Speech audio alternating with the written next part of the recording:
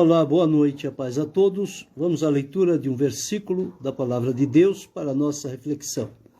Encontramos hoje no Evangelho de Jesus Cristo, escrito por Mateus, no capítulo 25, e o versículo de número 6. Assim está escrito: Mas, à meia-noite, ouviu-se um clamor. Aí vem o esposo, sai-lhe ao encontro. Esse é um texto bem conhecido da Palavra de Deus, porque ele retrata sobre a parábola das 10 virgens, que foi ensinado por Jesus. No ensinamento que Jesus fez, o comparativo sobre o reino dos céus, assemelhando-o a umas bodas de casamento, aonde haveriam a noiva, o noivo, os convidados, enfim, várias pessoas para fazer parte deste evento, que seria um marco na vida daquelas pessoas que iam dar-se em casamento. E no texto, o Senhor trouxe uma relação de 10 virgens que acompanhavam, que faziam parte daquele cortejo e, portanto, que estavam na expectativa daquele evento quando ele fosse acontecer. Ocorre que Jesus disse que havia 10 virgens, classificando 5 delas como virgens prudentes e 5 como virgens loucas. Nós vamos entender essa diferenciação entre virgens loucas e virgens prudentes, no sentido de que as prudentes preocuparam-se em estarem preparadas, perseverantes e firmes até o fim. Portanto, o que elas haviam preparado era para esperar o noivo até que ele chegasse, sem nenhum tempo pré-determinado. Já as loucas prepararam-se de maneira parcial. Chegou um dado momento, as lâmpadas delas se apagaram e faltou azeite. Então elas disseram às prudentes: dai-nos do vosso azeite, porque as nossas lâmpadas se apagam. As prudentes disseram: não seja o caso. Ide comprai para vós. Como quem diz, o que nós trouxemos, se dermos, vai nos fazer falta. E foi, evidentemente, o que aconteceu. As prudentes continuaram com as suas lâmpadas acesas, porque ainda tinham azeite em reserva. As loucas foram comprar o azeite, e acontece que neste trajeto que elas vão comprar o azeite para voltar e continuar esperando o noivo, o texto que ele diz que à meia-noite ouviu-se um clamor. Alguém anunciando, dizendo: aí vem o esposo, saí-lhe ao encontro. Então, aquelas virgens prudentes se levantaram e foram ao encontro do esposo. As loucas, por não terem azeite, elas foram comprar. E quando elas foram comprar, diz no versículo 10, à meia-noite ouviu-se um clamor, um aviso: o noivo está chegando. E quando elas deram por si, faltava alguma coisa. Mas no versículo 10 diz: mas as prudentes, dizendo: não seja caso que nos falte a nós e a vós, ide antes e comprai para vós. Versículo 10. E tendo elas ido comprá-lo, chegou o esposo, as que estavam preparadas entraram com ele para as bodas, fechou-se a porta. Isto tudo próximo à meia-noite. Depois chegaram as outras virgens, mas a porta já estava fechada e elas perderam a oportunidade. O que queremos reforçar nesta leitura são coisas que a Escritura registra que aconteceram à meia-noite ou perto da meia-noite. Meia-noite, nós sabemos que é um divisor de águas. Para nós, meia-noite é o final de um dia e o romper de um novo dia. Então, entendemos isso. Quando se diz a meia-noite, é que uma ação está terminando para começar outra. Um dia completo de 24 horas termina à meia-noite. Começa às 0 horas e termina à meia-noite. Um novo dia começa às 0 horas e vai terminar à meia-noite. Então, a meia-noite é a conclusão de um ciclo, de um dia, de um evento, de algo que está prometido. Assim como uma promessa de Deus. A promessa de Deus que é feita quando do cumprimento dela tem o antes e o depois. Marca-se uma diferença. Quando Deus criou céus e terra e começou a colocar cada coisa no seu lugar, Deus então estabeleceu o dia e a noite. E disse que para o dia, Deus fez o sol para governar o dia. Mas quando chega a noite, a lua vem para governar a noite. Então há diferença. Então entre um dia e outro, há diferença. E para nós, no nosso calendário, o nosso dia começa às 0 horas e termina à meia-noite, que é o início já das 0 horas. Então, neste período de 24 horas, acontecem muitas coisas, mas em várias oportunidades. Mas quando se trata de meia-noite, nós vamos buscar alguns atos ou feitos pontuais do que aconteceram à meia-noite ou próximo da meia-noite.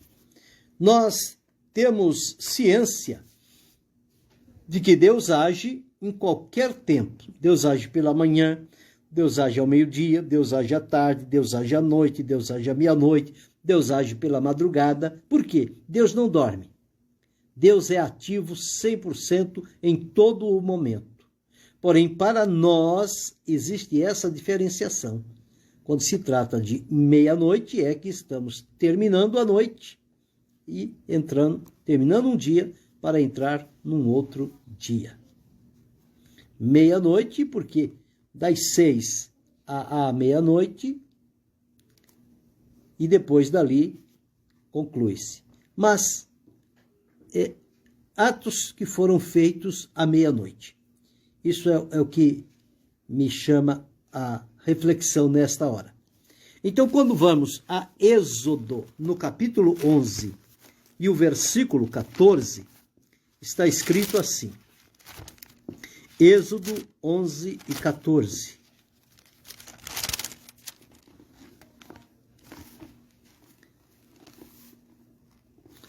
Desculpa, 11 e 4. Disse mais Moisés: assim o Senhor tem dito, à meia-noite eu sairei pelo meio do Egito. Foi uma decisão de Deus. Ele comunicou a Moisés, Moisés comunicou ao povo de Israel. O que iria acontecer nesta meia-noite que ficou marcada no Egito para sempre?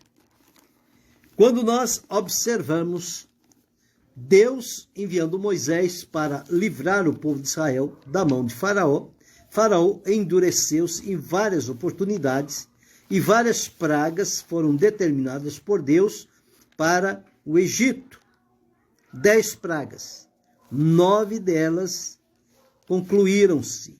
E a 10ª era que, naquela oportunidade, à meia-noite, o anjo do Senhor, que seria, no caso aqui, o anjo, conforme diz, o anjo da morte, ele iria passar à meia-noite no arraial dos egípcios. Porém, os israelitas estavam habitando na terra do Egito. Mas o que Deus fez? Deus avisou-os que eles matassem o cordeiro, que eles ficassem dentro de casa e passassem o sangue na verga, no umbral das portas, e na verga, nos umbrais e na verga da porta. seria o sinal característico de que ali havia uma família temente a Deus, debaixo da promessa de Deus. E à meia-noite, quando o anjo vem para passar e cumprir a orientação de Deus, ele observa aquele sinal e ele pula aquela casa. Então está aqui, à meia-noite eu sairei no meio do Egito, e todo primogênito na terra do Egito morrerá, desde o primogênito de Faraó, que se assenta com ele sobre o seu trono, até o primogênito da serva que está detrás da mó, e todo o primogênito dos animais. Então estava aqui certo. Agora o povo que deveria fazer? O povo deveria fazer o seguinte: tomar um cordeiro, pegar o sangue do cordeiro, colocar em ambas as ombreiras, na verga da porta, nas casas em que eu comesse. E eles deveriam ficar dentro. Dentro.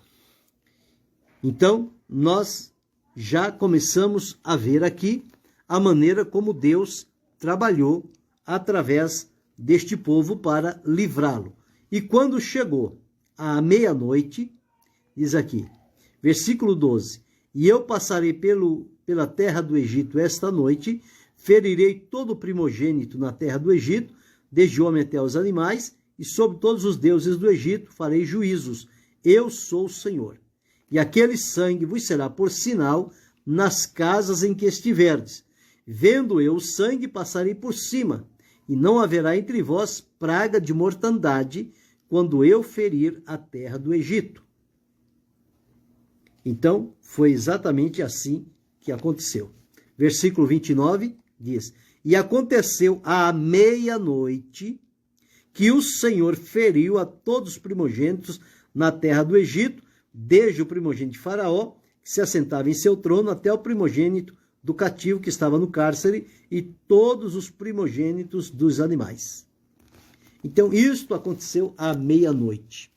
A parábola que Jesus ensinou sobre o reino de Deus fala sobre a meia-noite. Um casamento acontecendo à meia-noite, aonde tinha os convidados que estavam preparados e aqueles que não estavam preparados. Então, quando olhamos desta forma, esta meia-noite fez uma separação entre os que estavam preparados e os que não estavam, como lá no Egito fez também uma diferenciação entre o povo de Deus e o povo do Egito. Por isso que Deus mandou marcar a casa do seu povo com sangue, para que o anjo, ao passar, visse o sangue, e ao ver o sinal do sangue, ele pularia, desviaria daquela casa. E na casa de Faraó aconteceu como Deus havia dito.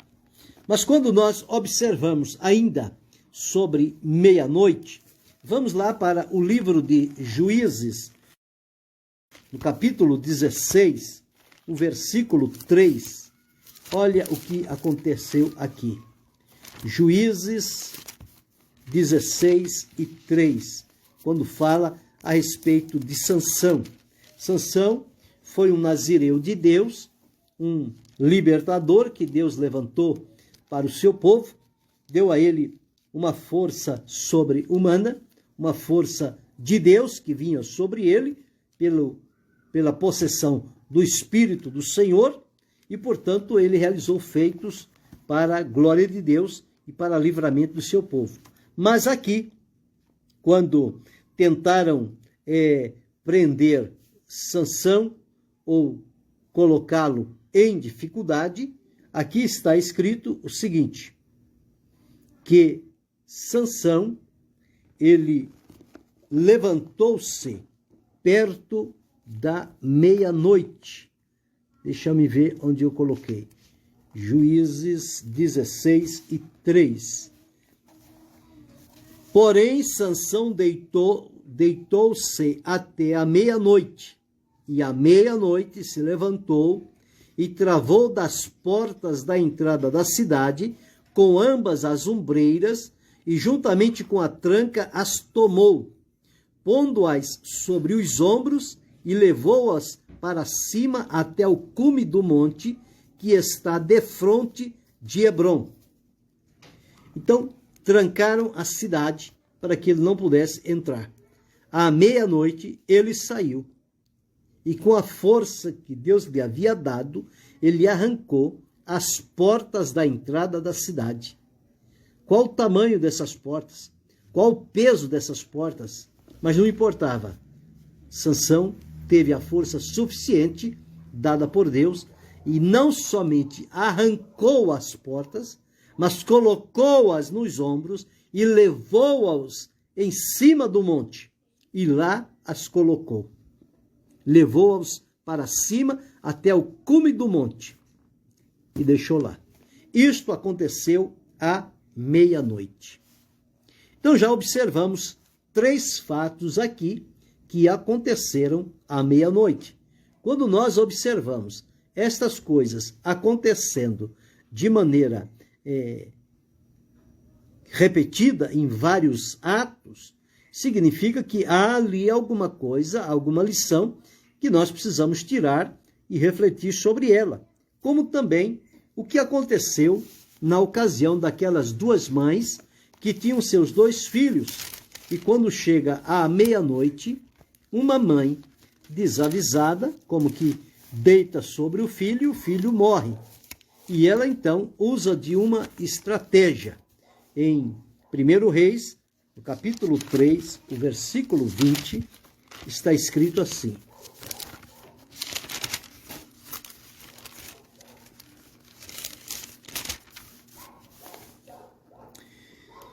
E levantou-se à meia-noite e me tirou meu filho do meu lado, dormindo a tua serva, e o deitou no seu seio, e a seu filho morto deitou no meu seio.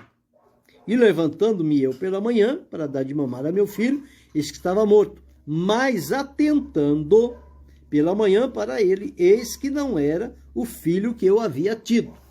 Então, quando foi que aconteceu isso? À meia-noite. Então, aquela mulher que tinha deitado-se sobre o seu filho, e ele morreu, ela então trocou as crianças. O seu filho morto, ela deitou no corpo da outra mãe. E o morto. E o vivo da outra mãe, ela pegou e trouxe para si. Mas de manhã foi descoberto que algo estava errado. E isto criou-se uma contenda e chegou diante do rei Salomão. Ninguém poderia resolver aquele problema. Qual a mulher que estava com a razão? Como saber isto? Uma coisa que aconteceu à meia-noite, tudo escuro, cada um no seu recôndito, no seu descanso, e as coisas acontecendo à meia-noite. Então, quando chega pela manhã, elas vão e Salomão, como teve sabedoria de Deus, e disse que a única solução, como o menino estava morto, o que fazer agora? Matar o que estava vivo e metade para cada mãe. Ora, mas se fizer isso, ia matar o segundo menino. Aqui não era a mãe, disse isso mesmo, faça isso. Ele não será nem dele nem meu, mas pode fazer. Por mim, pode matá-lo. Mas aquela mãe verdadeira disse, não mate, não tire a vida do menino. Se é para matar, dê a ela, deixe com ela. Eu prefiro não ter o meu filho comigo, mas ter o meu filho vivo. Então deixe com ela. Salomão entendeu que esta era a mãe, então devolveu a ela o seu filho. Coisas que acontecem à meia-noite. Então já observamos aqui, pelo menos em 4 situações. Na parábola das 10 virgens, à meia-noite ouviu-se o clamor. Na libertação do povo de Israel do Egito, à meia-noite o anjo de Deus passou e matou os primogênitos do Egito. Sansão saiu à meia-noite e arrancou as portas da cidade e levou-as até o alto do monte. Esta mãe, que tinha perdido o filho, levantou-se à meia-noite e fez a troca do filho. Como também nós encontramos em Jó uma palavra dita sobre a meia-noite. O que é que está dito em Jó, no capítulo 34 e o versículo de número 20? Veja aqui, estas aqui são palavras de Eliú. Está dito assim: eles no momento morrem, e até a meia-noite os povos são perturbados e passam, e os poderosos são tomados sem mão. Então veja o que é que acontece aqui à meia-noite. Bem, o que nós observamos aqui que acontece à meia-noite é que no momento morrem e os povos são perturbados até a meia-noite. Então meia-noite é também um momento em que pode surgir e acontecer perturbações e mortes. Então vemos aqui, através do livro de Jó, fazendo o relato sobre a meia-noite. Já no Salmo 119 e o verso 62, veja o que o salmista deixou registrado aqui. 119, 62. À meia-noite me levantarei para te louvar pelos teus justos juízos. Então, o salmista aproveitava a meia-noite para se levantar e louvar a Deus, demonstrar diante de Deus a sua gratidão. Coisas que acontecem à meia-noite. O salmista ocupa-se em louvar a Deus nesta hora da noite. E quando observamos Jesus falando sobre a sua vinda, a sua volta gloriosa para buscar o seu povo, ele deu algumas épocas ou algumas horas do dia em que isto poderia acontecer, dado o fuso horário de vários lugares. Então nós encontramos em Marcos, no capítulo 13 e o versículo 35, está escrito assim. Marcos 13 e 35. Vigiai, pois, porque não sabeis quando virá o Senhor da casa, se à tarde, se à meia-noite, se ao cantar do galo, se pela manhã. Observe que aqui Jesus está utilizando o horário judaico, falando sobre as 4 vigílias da noite. Então, quando ele diz aqui, se vier à tarde, é a primeira vigília. Se vier à meia-noite, já está na segunda vigília, terminando a segunda vigília. Se vier ao cantar do galo, é a terceira vigília. E se vier pela manhã, já é então a 4ª vigília. Então, se vier à meia-noite, pode num lugar ser dia, no outro ser meia-noite. Num lugar ser tarde, no outro ser meia-noite. O certo é que vai haver uma diferença. Então, meia-noite marca o fim de um dia e o começo de outro. O fim de um ciclo, o começo de outro. O fim de uma realidade para a existência de outra realidade. E encontramos também lá em Atos, quando Paulo e Silas foram presos, eles não ficaram ociosos, mas eles se ocuparam em orar e louvar ao Senhor.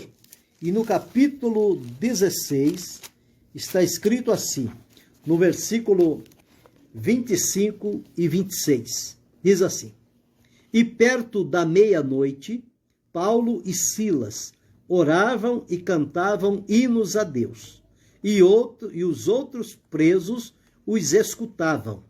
E de repente sobreveio um tão grande terremoto que os alicerces do cárcere se moveram e logo se abriram todas as portas e foram soltas as prisões de todos.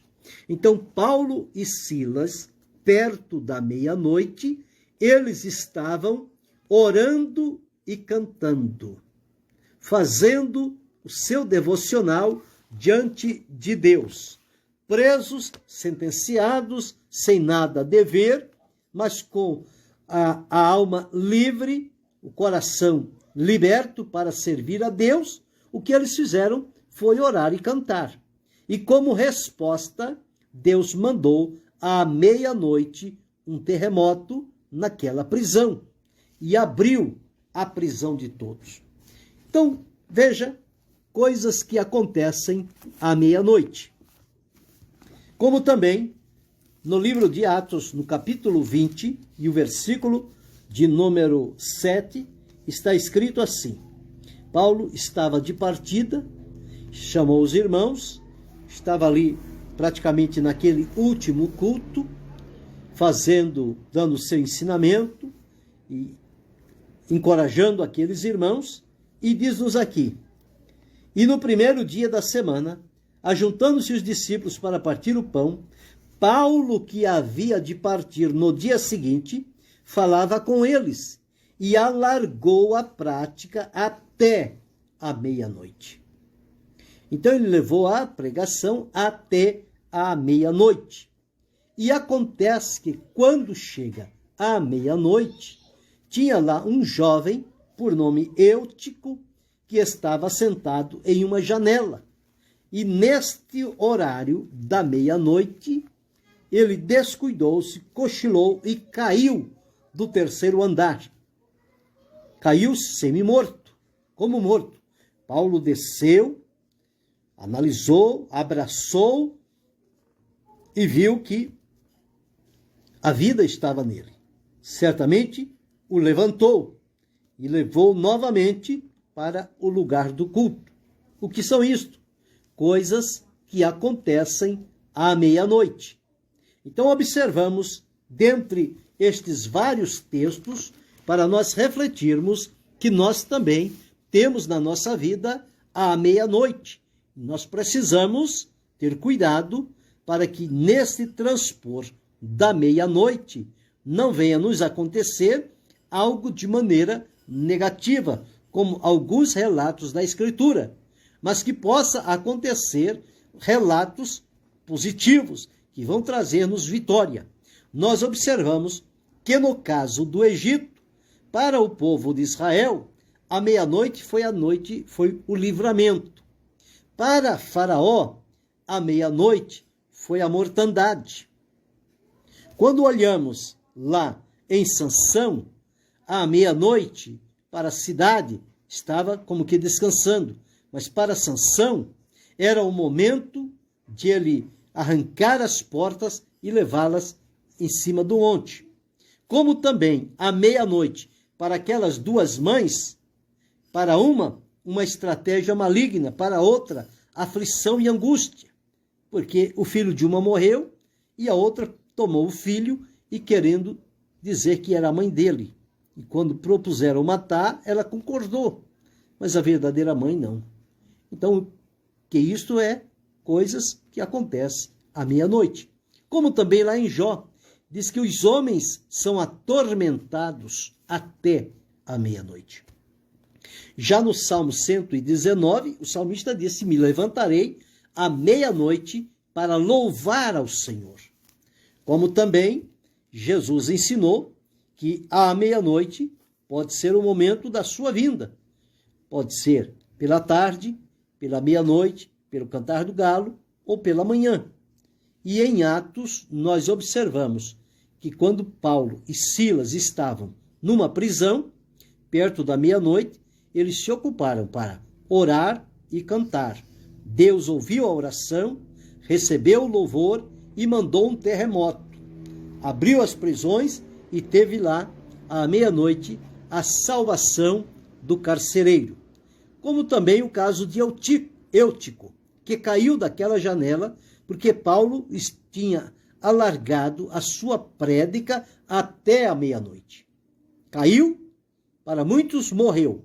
Mas Paulo, quando desceu e o abraçou, disse: não, a vida está nele. Foi restaurado e Paulo seguiu o seu trabalho. Então, quando observamos estes textos falando sobre a meia-noite, traz para nós uma realidade que meia-noite é quando uma coisa termina e começa outra. Assim como para nós meia-noite termina um dia e começa o outro. É como a noite e o dia. Assim também são situações na vida que acontecem, que tem um divisor de águas. Pode não ser a meia-noite literal, mas quando acontece esta transformação, esta mudança, é como se acontecesse para nós à meia-noite. Findou aqui o sofrimento, chegou aqui o momento da alegria. A enfermidade reinou até aqui, à meia-noite, mas a partir da meia-noite a saúde passou a reinar. Então são coisas que acontecem à meia-noite.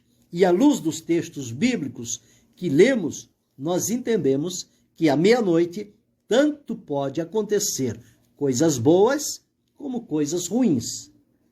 Mas que nós estejamos firmados em Deus, para que a meia-noite seja para nós um motivo de bênçãos.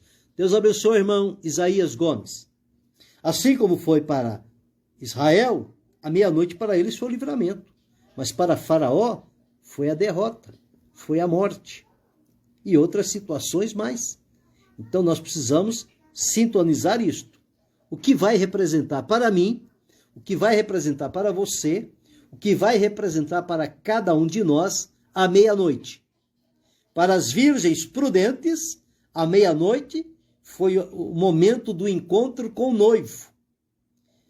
Mas para as loucas, a meia-noite foi o momento do prejuízo, porque elas deixaram de esperar para ir buscar azeite. Quando voltaram, a porta já tinha se fechado. Voltaram tarde demais. Então, que possamos aprender sobre estes atos realizados à meia-noite, que nós não podemos descuidar. Um pequeno cochilo, nós podemos perder grandes oportunidades. Então, estejamos atentos e que possamos agir com prudência, com vigilância, com cuidado e procurar viver de tal forma que as coisas que acontecem à meia-noite, no nosso caso, seja de bênção, de vitória e de livramentos para a nossa vida. Que não sejamos surpreendidos por outra coisa, que não seja a orientação de Deus para a nossa vida. Então pense, quem sabe hoje para você está passando a meia-noite. E quando chegar a meia-noite, algo novo vai acontecer. É como o salmista que disse, o choro pode durar uma noite, mas a alegria vem pela manhã. Esta manhã, quando vem a alegria, é a meia-noite. Termina uma fase da tristeza do choro e entra a fase da alegria, do regozijo. Então é assim. Aqui então vimos pelo menos estes casos. 1, 2, 3, 4, 5, 6, 7, 8, 9 casos aqui acontecidos à meia-noite. Que o Senhor nos ajude, nos dê da sua graça, para ficarmos atentos a estes detalhes que encontramos na palavra de Deus.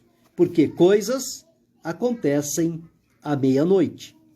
Querendo Deus, amanhã retornaremos.